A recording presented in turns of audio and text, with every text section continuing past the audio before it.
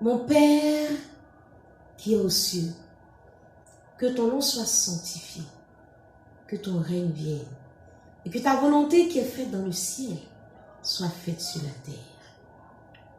Bonjour bien-aimés, je suis Odéla Adou et j'ai le plaisir d'aborder la deuxième partie de notre réflexion sur le tueur masqué.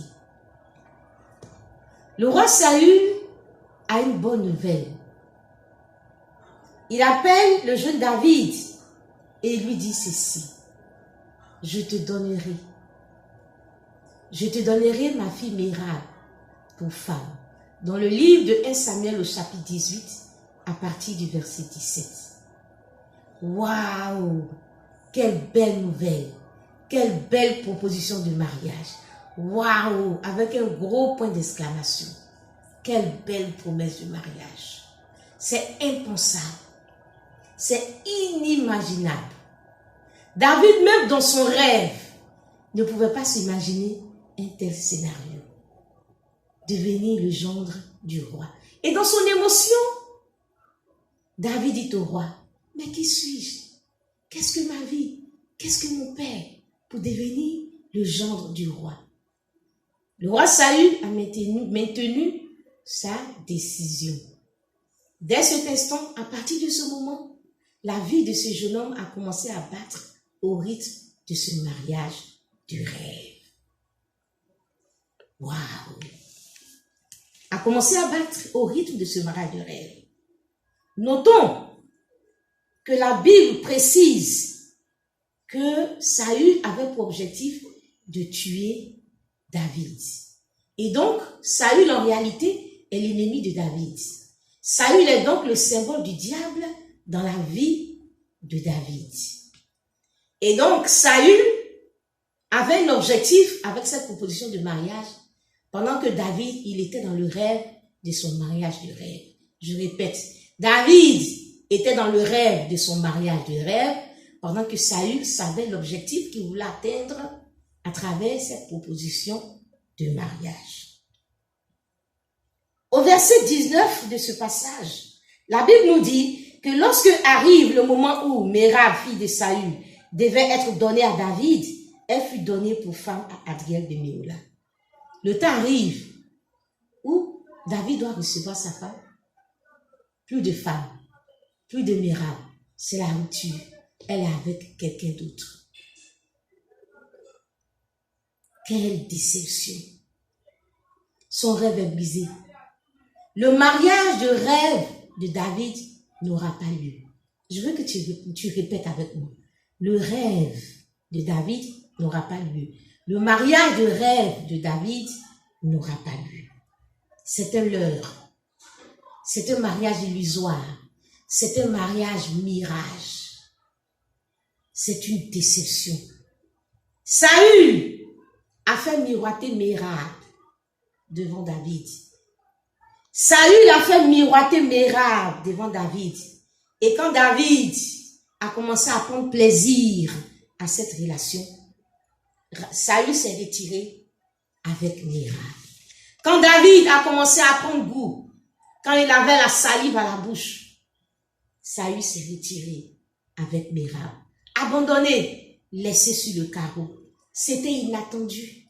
Il n'était pas préparé à un tel dénouement. Il avait investi dans cette relation. Il s'est investi dans cette relation. Il a donné de son âme, de sa force dans cette relation.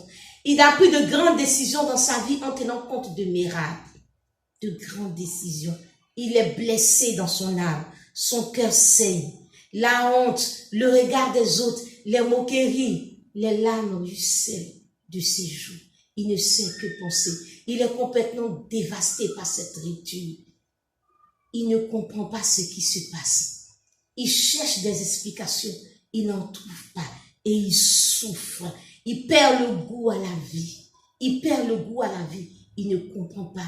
Mérab de son cœur. Mérab de sa vie. Où est-elle? Mérab n'est plus. Mérab est avec Adriel de Méhola. Tu es attaqué par Mérab. Tu n'es pas attaqué seulement dans les cauchemars. Tu es attaqué par cette relation. Le diable t'attaque par cette relation. David est tombé de son piédestal. Il est déboussolé. Il ne sait que faire. Il avait rêvé sur son lit à cette cérémonie de mariage. Il avait rêvé au costume il allait porter. Il avait rêvé aux invités. Et s'il s'agit d'une femme ou d'une fille, elle a rêvé à sa robe de princesse. Elle a rêvé à sa cérémonie, à ses amis qui seraient autour d'elle. Waouh! Qu'est devenu ses rêves? La Bible nous dit, dans le livre de Genèse, que la terre était informe et vide et les ténèbres étaient à la surface de l'abîme.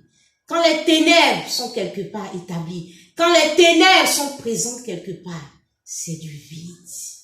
Quand c'est Saül qui a envoyé Mérab, quand c'est le diable qui envoie quelqu'un dans ta vie, c'est du vide. Ça n'a pas de contenu. Et quand tu acceptes le cadeau de Saül, quand tu acceptes le cadeau du diable, quand tu débattes ce cadeau, c'est du vide. Il n'y a pas de contenu, il n'y a rien.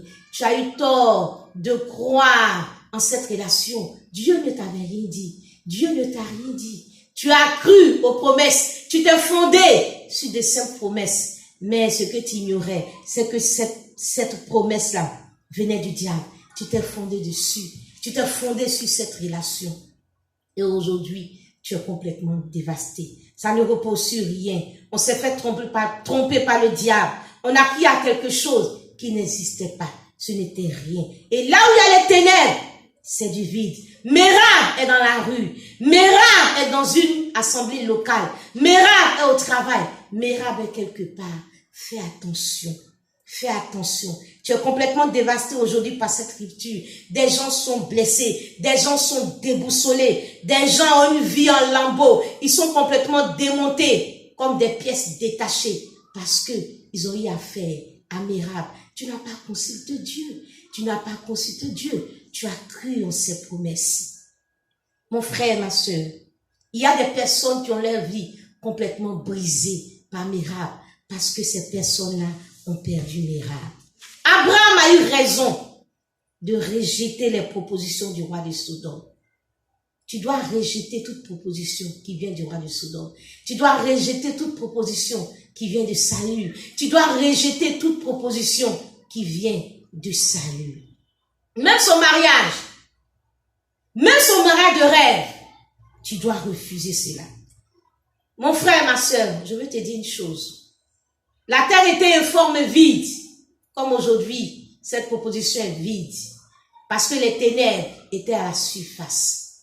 Mais quand les ténèbres sont à la surface, sache que l'Esprit de Dieu se met au-dessus des eaux. Que l'Esprit de Dieu se meuve dans ta vie. Que l'Esprit de Dieu se meuve dans ta vie et que la lumière soit. Que la lumière soit. Et que cette lumière soit. Que le Christ soit pour t'éclairer dans le choix de celui ou de celle qui va partager ta vie. Que la lumière de Christ soit dans le choix que tu vas faire. Que la lumière de Christ soit quand tu vas te retrouver en face de quelqu'un qui va te faire une proposition de mariage.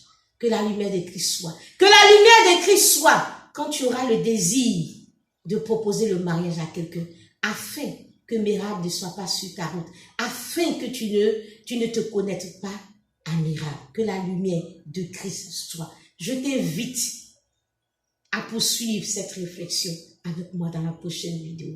Que la paix du Seigneur soit avec toi. Que la paix du Seigneur soit avec toi. La gloire et l'honneur sont à Jésus. Au nom de Jésus. Amen.